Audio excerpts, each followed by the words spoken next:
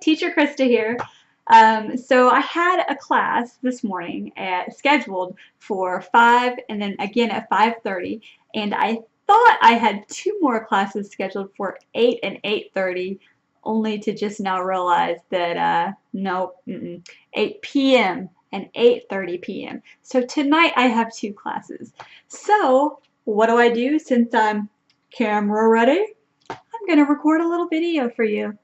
Not sure exactly what I'm going to talk about, but I do have a lot of comments about my lighting and my headset, so why not just briefly go over those things? And hey, you guys get to check out my new background. I don't know if you remember, some of you know me from before one of my very first videos. I had a trifold, well actually two trifold Dollar Tree project boards taped together, covered with construction paper. No, sorry, not construction paper, wrapping paper with some border. Very colorful, very very vibrant. So, but I wanted something else, so I invested in a huge whiteboard. I've got it covered, but really I wanted it not for the purposes of writing. I wanted the magnetic aspect of it, and I was a little nervous about just getting one of those pieces of sheet metal. They're very thin, and they can slice your fingers or any other body parts. And I'm a very anxious person, so I didn't like that idea. And I've got two small kids, so the last thing I want is for somebody to be in my office, classroom area that's open to the house and start messing with stuff, and then something really, really bad happen.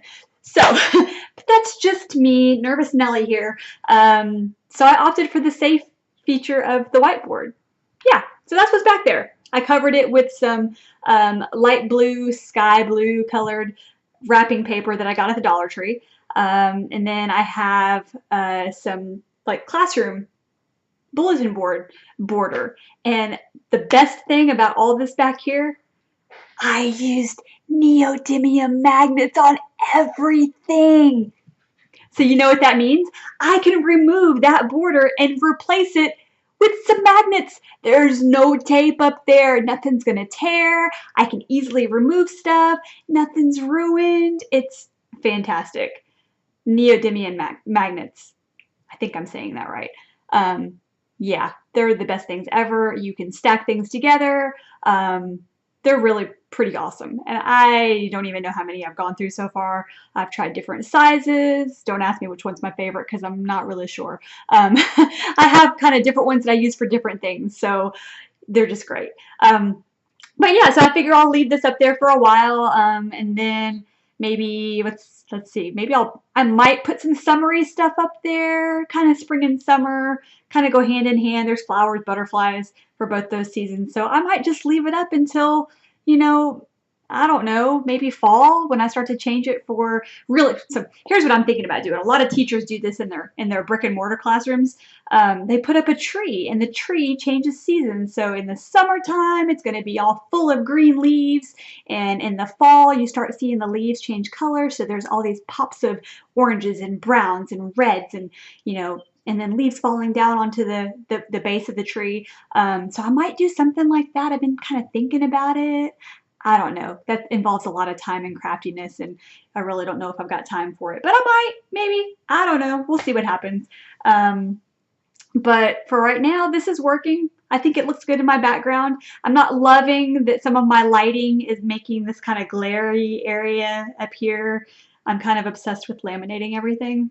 So maybe I might get, somebody suggested using that matte Mod Podge to like brush over your laminated objects, and that would kind of take care of the glare. So it's on my to-do list. I'm gonna get some of that. And I've got like regular Mod Podge with the glossy finish. So I'm gonna have to get the matte finish and see if that works, and then I'll let you know. Because if it does, then whoa, game changer. I can get rid of this glare. I can still have everything laminated, so it win. Yes. Anyways, so yeah, I don't really know what else to talk about. Oh, camera. A lot of people are wondering about cameras and what you use. I have a laptop. It is a Dell Inspiron something, nothing fancy, just your basic run-of-the-mill laptop. I think we got it 2 years ago 3 years ago. I don't know how old it is now, but one of those, tax-free holidays before school starts. We went ahead and picked that up, my husband and I. Um, but yeah, it works great. I use mostly internet surfing type stuff, so it's working for this too. And I don't hook up to an Ethernet. I just use Wi-Fi, and minus one day that I had some IT problems with our internet being slow, it's done very well. And honestly, the day I had IT problems, this was not because my computer or my connection inside the house. It was through the actual like cable internet provider company people. Like that was their issue, not ours. Nothing we could have done differently. Even if I had hooked up through an Ethernet, that wouldn't have made a difference. Anyhow, so camera. There is a built-in camera on my laptop, but I wasn't thrilled with the quality. Like the clarity seemed kind of grainy, gritty, whatever the word is. It wasn't clear, and I didn't like that. So I was browsing through the comments, the threads on a couple of these Facebook groups, and I saw that it was recommended to get the Logitech C920, I believe it is. Yeah. And so I went ahead and I kept looking for a deal on it. I finally found a good deal on it and bought one, and I'm happy with it. It's provided a fix for my lighting, some of it. I have other lighting, but that definitely helped. The clarity is so much better than what my laptop camera was providing. So yay for that. Yeah, so I really don't have any complaints. It's easy to set up. It's easy to adjust. I think there's autofocus on it, and I think there's even like auto zoom, but I don't think I have that turned on. I tried it and I didn't like that feature, so I just kind of have it how it is, just normal. Anyhow, lighting. A lot of people ask me about my lighting because it looks pretty good, right? There's nothing fancy about my lighting. I have one little lamp right above my laptop, and it is a Craft Caddy LED lamp that I got for Christmas like 3 years ago. I never even took it out of the box until I set up my classroom, and I was like, huh, this thing has places where I can stick pins or little stick puppets. I don't have those in there right now, but different things could fit in it. Right now what I have in there are all of my millions of colored Expo markers, and I don't really use them too often. I have used them, but but usually if I use them, it's to grab them and say, what color is this? It looks blue in the camera, but it's purple. Or what color is this? And they'll say green. So I mean, that's pretty much what I use these for, because most of the time I don't draw with them. I use my black one or maybe a dark blue one, something like that. Anyways, so this Craft Caddy lamp, it's just one little, it's not very big, but it projects all of this light onto me, and it's fantastic. And it is an OttLite, OTTL, I think it's LITE. I have to look at the box. I can't remember. But they sell them on Amazon. I think my husband and my stepson were shopping together, and it was my stepson's idea to get it for me because he knew I liked my crafting stuff. So I just didn't have a space for it, so I'd never used it. But I think they got it at Michael's. They went shopping at Michael's and found a sale and picked it up for me. And you know what? Honestly, this thing has been amazing, and I'm going to cry when this light goes dead and I have to like scramble trying to find a replacement bulb for it. You can buy those on Amazon too. I just haven't. I think they're like 20 bucks, but I'm not 100% sure on that.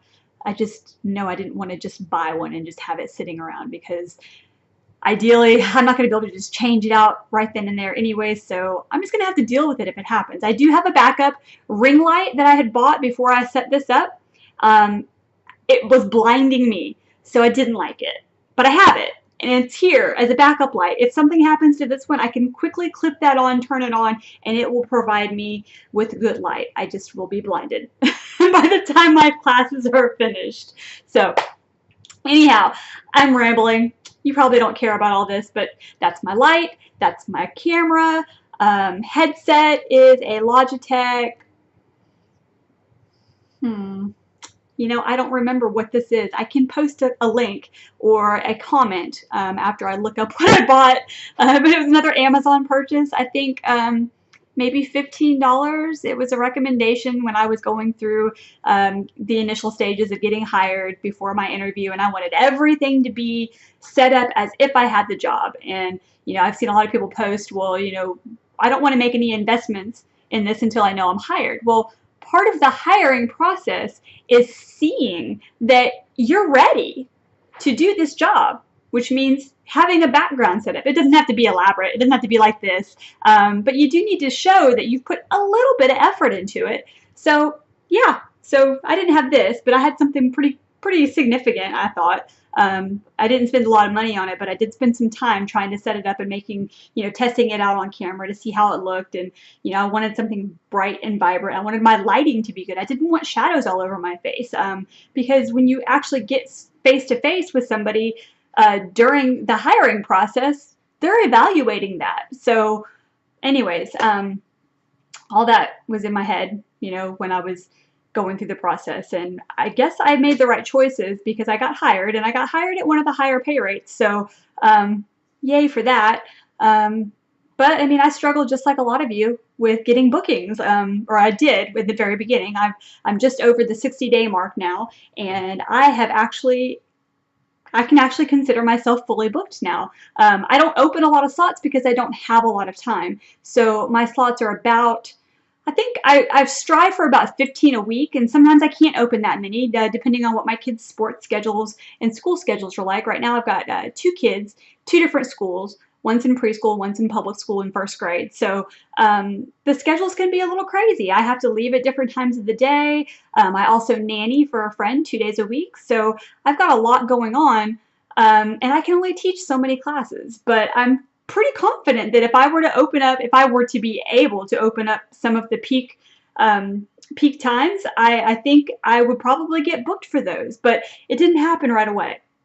It took me, I was never in what people call trial jail, but I did get, after I taught 5 trial classes, I automatically got, like, it seemed almost instantly that I got a notification that I was booked for my first major course. So I was pretty excited about that, and then it just kind of trickled from there. I was getting 1 or 2 of those every so often, but still getting trial classes in there. So I taught a significant amount of trial classes, usually level 2s, but a couple of them were level 3. I don't think I had anything higher than that.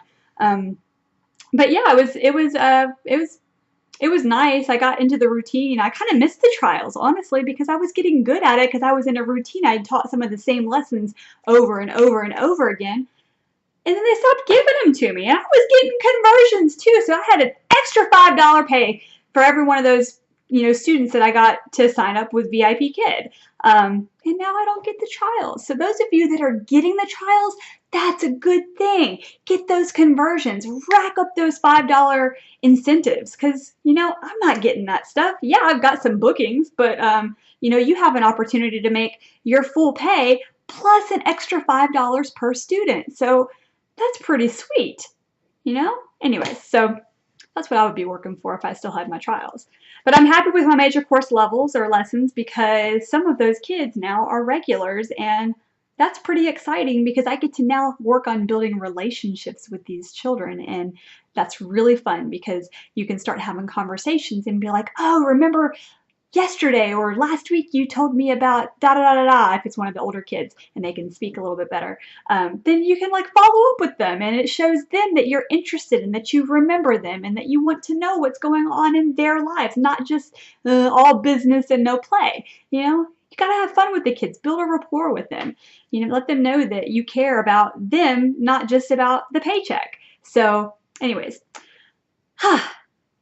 that's enough rambling for now. I'm sure you don't want to keep watching this, but I needed to record some kind of video today because I'm energized. I've had my coffee and I've had breakfast, and I've been up since 4 o'clock this morning thinking I had to teach a 5 o'clock class that was canceled, but it wasn't canceled last night. It was canceled this morning. So I got paid for it, but I didn't get to teach it.